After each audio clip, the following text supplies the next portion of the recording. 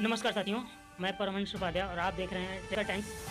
आज हम बात करने जा रहे हैं अमेरिका में चल रहे उथल-पुथल के बारे में, क्योंकि अमेरिका में दो दोस्त यानी दुश्मन बन पड़े हैं। डोनाल्ड ट्रंप और एलन मस्क दोनों आमने-सामने आके खड़े हो गए हैं और ये एक सिविल वॉर की तरह सिचुएशन बन पड़ी है अमेरिका में, क्योंकि अमेरिका के अंदर जो है ये जो राष्ट्रपति का पद है ये सबसे ऊंचा पद है और एक राष्ट्रपति को एक कैपिटलिस्ट ये कहता है कि हम आपको पद से हटाने के लिए इम्पीचमेंट लाने की कोशिश करेंगे। तो ये बहुत बड़ा विषय भारत के लोगों के लिए भी है।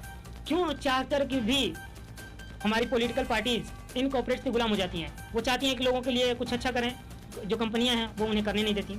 रीजन साफ है, ये लोगों को भी समझना होगा कि जब भी इलेक्शन होते हैं अडानी अंबानी, ये इसीलिए कहा जाता है क्योंकि ज़रूरी है।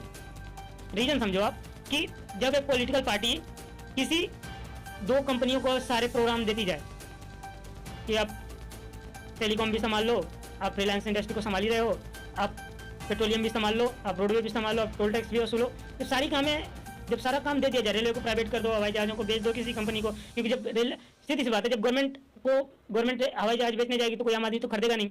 जब गवर्नमेंट एयरपोर्ट बेचेगी, जब रेलवे बेचेगी तो कोई आम आदमी तो खरीदेगा नहीं इसे, उसके पास तो टिकट खरीदने के पैसे हैं, वही बड़ी बात है, वो ट्रेन क्या खरीदेगा। तो आप बेचोगे बेच किसे रहे, कॉर्पोरेट्स को। और यही कॉर्पोरेट्स एक दिन आपको कहती हैं कि आप ऐसा करोगे तो हम आपके साथ ऐसा कर देंगे। विधायक एमपी पैसे लेकर पार्टी बदलना ये आम बात हो गई है इस देश में, और ये आम बात है हर जगह। तो एलन मस्क के पास पैसा है और डोनाल्ड ट्रंप को वो सामने से कह रहे हैं कि हम आपको राष्ट्रपति पद के लिए इम्पीचमेंट ला कर आएंगे।